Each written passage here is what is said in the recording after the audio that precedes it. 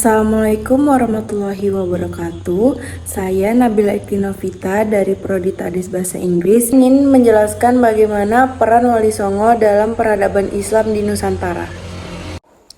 Lahirnya Wali Songo dan konteks sejarahnya. Lahirnya Wali Songo terkait erat dengan konteks sejarah peralihan kekuasaan politik dan budaya di Nusantara, khususnya di Pulau Jawa, pada abad ke-14 dan ke-15 Masehi. Pada masa itu, kerajaan bercorak Hindu-Buddha seperti Majapahit mulai mengalami kemunduran, sementara Islam yang dibawa oleh para pedagang telah mulai dikenal sejak abad ke-7.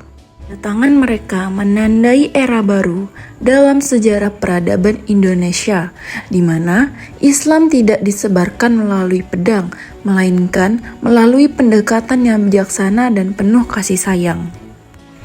9 tokoh utama Wali Songo: Sunan Gresik, Sunan Ampel, Sunan Bonang, Sunan Derajat, Sunan Kudus, Sunan Giri, Sunan Kalijaga, Sunan Muria, Sunan Gunung Jati.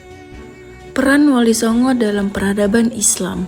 Sebagai perintis dan penggerak utama penyebaran Islam, Wali Songo adalah pelopor yang secara efektif mengorganisir dan mempercepat proses Islamisasi di Jawa.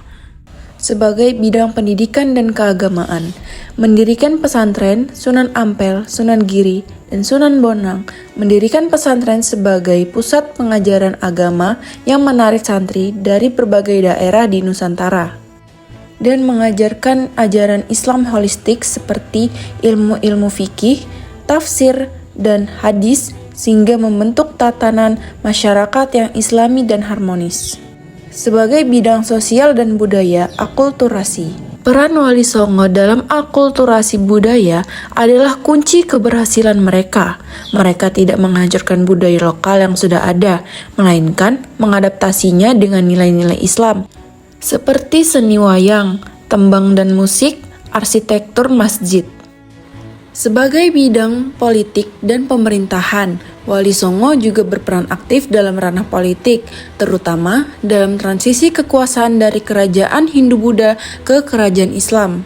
Strategi dakwah kultural Wali Songo.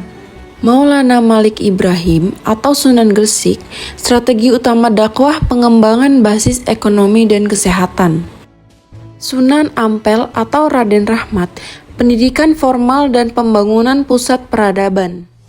Sunan Bonang atau Raden Mahdun Ibrahim, pemanfaatan seni, pertunjukan, dan sastra sufi. Sunan Derajat Raden Kasim, kesejahteraan sosial dan empati masyarakat.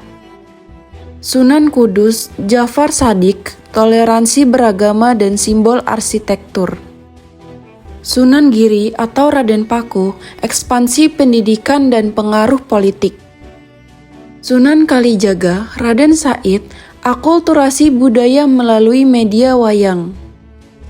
Sunan Muria, fokus pada pendekatan kultural dan sosial dengan menyatu bersama rakyat jelata di daerah pedalaman.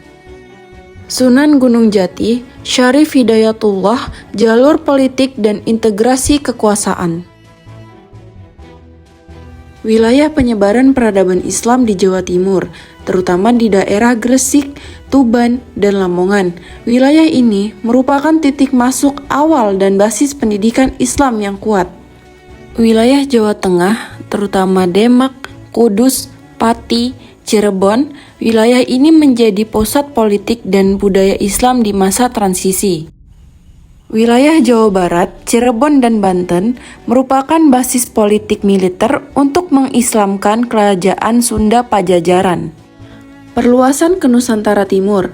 Meskipun aktivitas fisik Wali Songo terpusat di Jawa, pengaruh peradaban Islam yang mereka bangun meluas hingga keluar pulau, seperti Pulau Madura, Lombok, dan Maluku. Dalam keseluruhan, Wali Songo berperan sebagai agen perubahan sosial, keagamaan, dan kebudayaan di Nusantara yang membantu membentuk identitas Islam di Indonesia. Sekian dari saya, itu saja yang dapat saya jelaskan.